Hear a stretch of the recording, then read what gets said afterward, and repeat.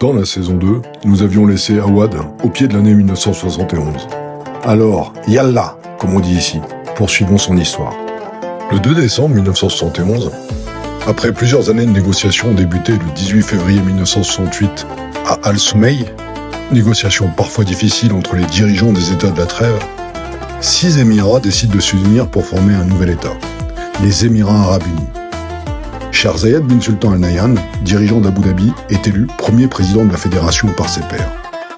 Selon plusieurs récits largement rapportés aux Émirats, Sheikh Zayed aurait initialement souhaité laisser son aîné et ami, Sheikh Rashid bin Zayed Al Maktoum, prendre la tête de la future fédération. Après de longues discussions, les deux hommes se seraient isolés sous une tente afin de trouver un accord. La tradition rapporte que Sheikh Rashid serait finalement sorti en désignant Sheikh Zayed comme le mieux placé pour conduire l'union naissante.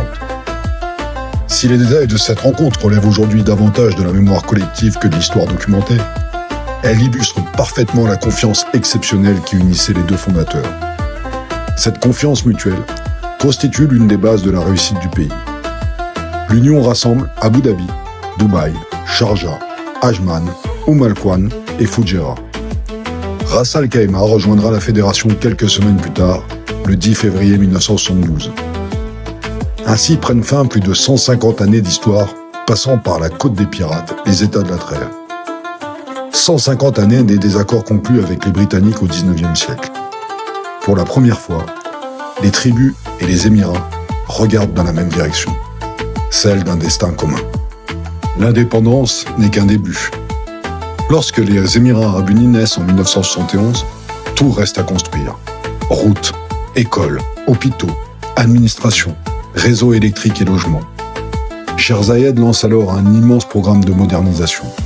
Son obsession est simple, améliorer concrètement la vie du peuple. Parmi les réalisations les plus symboliques figure le pont Al-Makta.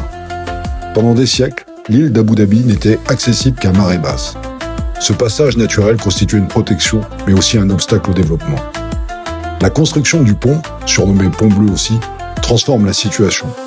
Pour la première fois, l'île est reliée en permanence au continent. Cette porte d'entrée vers Abu Dhabi devient rapidement le symbole d'une capitale qui regarde vers l'avenir. Pour la petite histoire, au pied du Pont Bleu, il existe un magnifique musée gratuit qui permet de s'approprier cette histoire et de découvrir le poste de douane que représentait ce pont à l'époque. Partout, des ingénieurs, architectes et ouvriers, venus du monde entier, participent à l'émergence d'une nation nouvelle. Sheikh Zayed comprend très tôt que le pétrole ne suffit pas à construire une nation. En 1971, il met en place le système de parrainage économique inspiré du principe de la kafala.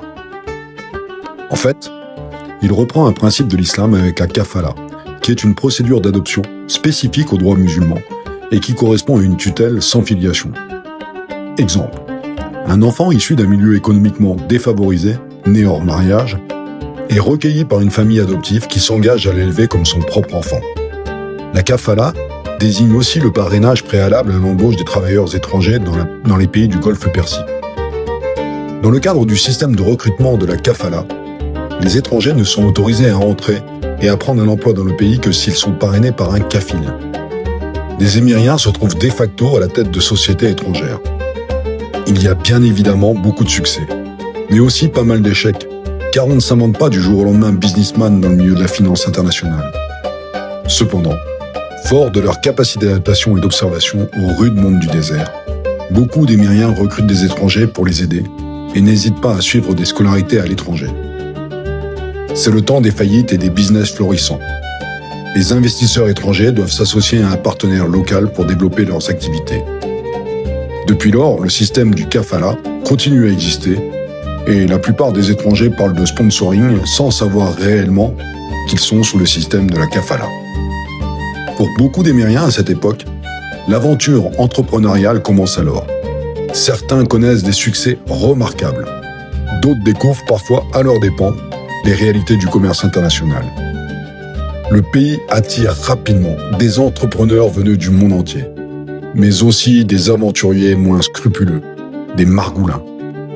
Les institutions sont encore jeunes, et la justice internationale peine à suivre et à reconnaître ce pays.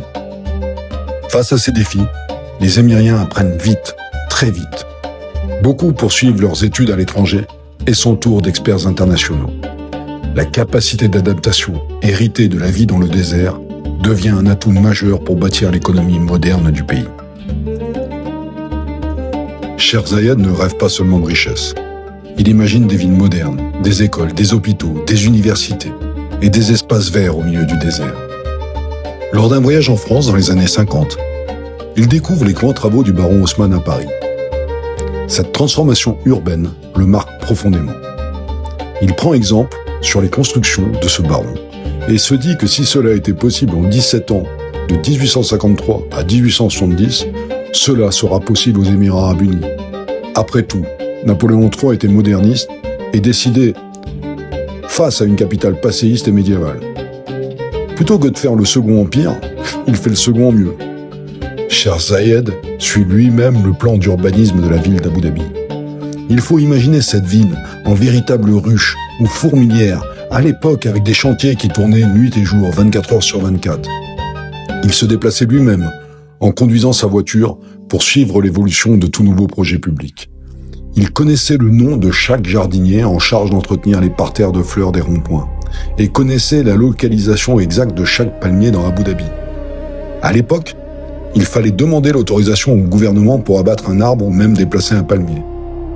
Il inspecte les chantiers, rencontre les ouvriers et surveille le développement de la ville jusque dans ses moindres détails.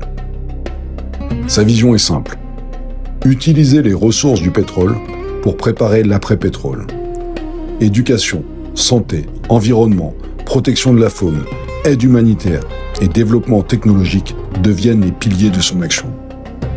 Lorsque Cheikh Zayed disparaît le 2 novembre 2004, après 33 années à la tête de la fédération, il laisse derrière lui bien plus qu'un pays prospère. Il laisse une méthode, une vision et un héritage qui continuent encore aujourd'hui de guider les Émirats arabes unis. Nous verrons cela dans la saison suivante. Ainsi se termine cette saison. Si vous avez aimé, likez, partagez ou mettez des commentaires. Merci.